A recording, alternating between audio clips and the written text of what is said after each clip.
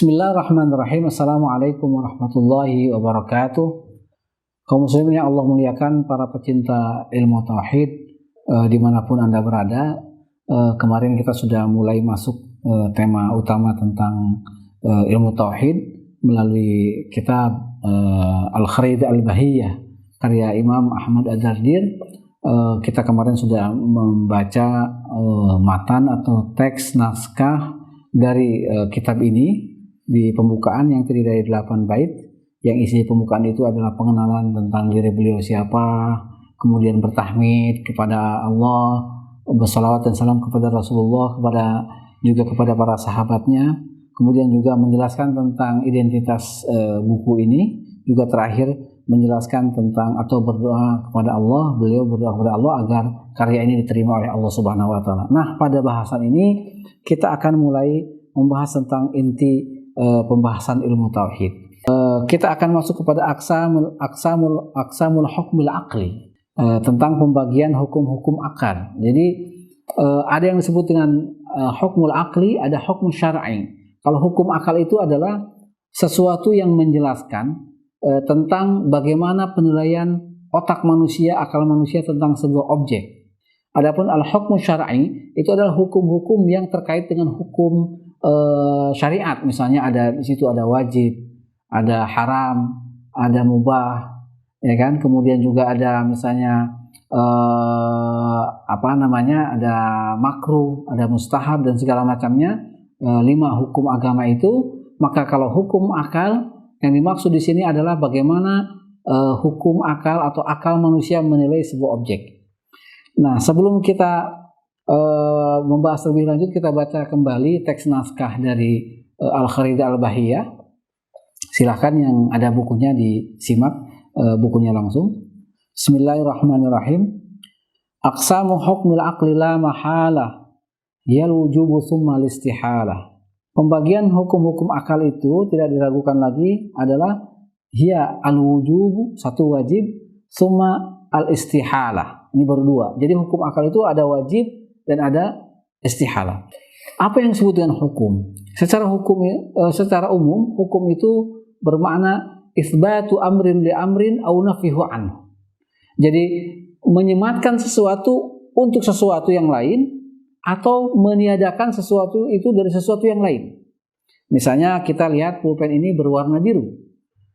Pulpen berwarna biru. Pulpen itu adalah sesuatu yang diberi hukum warna biru. Jadi ketika kita mengatakan pulpen ini berwarna biru, maka kita menisbahkan atau menjatuhkan hukum kepada benda ini bahwa ini berwarna biru. Demikian pula kita mengatakan bahwa ini buku. Buku ini tipis. Jadi yang pertama adalah hukum wajib. Kita menjelaskan bahwa disebut hukum itu adalah bagaimana memberikan persepsi, penilaian terhadap satu objek atau menegasikan penilaian itu dari satu objek. Muhammad orang baik. Nah, orang mengatakan Muhammad orang baik. Berarti kita menyematkan hukum kepada Muhammad sebagai orang baik. Kemudian kita mengatakan Muhammad bukanlah pendusta. Nah, dengan demikian kita sedang menegasikan status pendusta dari Muhammad. Ini adalah disebut dengan hukum akli. Nah, hukum akli ini terbagi 3. Satu yang disebut dengan al-wujub. Seperti yang disebutkan dalam nazam tadi, hiya al-wujubu tsumma al-istihalah. Al-wujub itu adalah para ulama mendefinisikannya sebagai sesuatu yang tidak mungkin tidak ada. Jadi sesuatu yang akal tidak akan menerima bahwa sesuatu itu tidak ada. Misalnya adalah tentang zat Allah Subhanahu wa taala. Zat Allah itu ada. Akal manusia tidak mungkin menerima bahwa zat Allah itu tidak ada. Kenapa? Karena ada ciptaannya gitu. Ada alam raya yang wujud, ada segala ciptaannya yang luar biasa yang tidak mungkin alam raya ini mengadakan dirinya sendiri. Oleh sebab itu dia pasti ada yang mengadakannya. Butuh kepada yang mengadakannya. Siapa yang mengadakannya? Yang mengadakannya adalah wajibul wujud. Zat Allah Subhanahu wa taala yang wajib adanya. Itu yang disebut dengan hukum akal yang pertama adalah wajib atau wujub.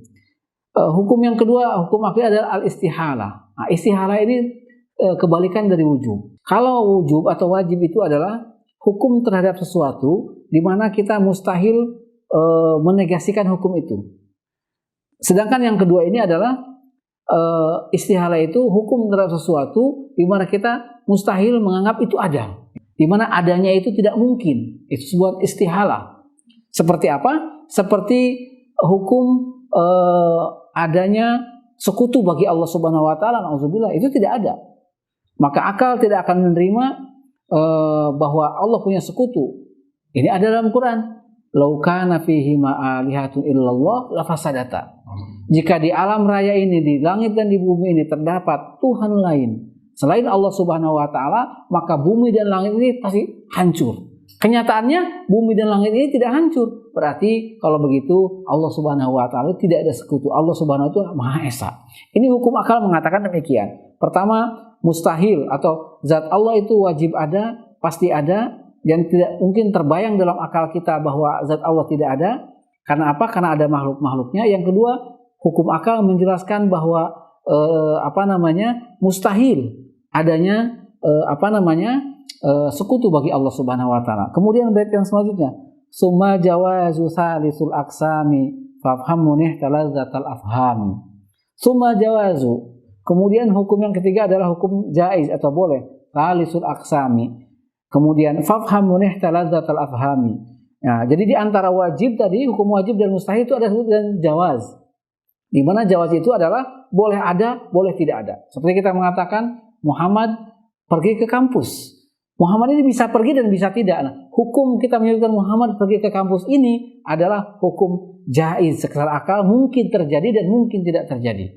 Nah, nanti pada episode berikutnya kita akan menjelaskan kenapa dalam ilmu tauhid di mukadimahnya dengan penjelasan tentang hukum yang mulai dari tadi itu wajib, mustahil, dan jaiz. Apa hubungannya dengan masalah kajian ilmu tauhid? Rupanya pada episode kali ini dicukupkan demikian tentang hukum akal yang akan menjadi pengantar penting dalam penjelasan ilmu tauhid berikutnya. Demikian, wassalamualaikum warahmatullahi wabarakatuh.